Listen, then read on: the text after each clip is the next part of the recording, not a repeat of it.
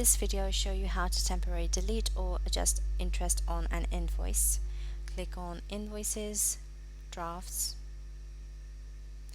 click on the amount of a invoice, click on the interest tab. This tab will only be visible if you have a interest calculated against a matter. Click on the override calculated interest checkbox, and here you can define a new figure. Click Save. The updated interest will be viewable now under the Totals tab as well. Here you can see the total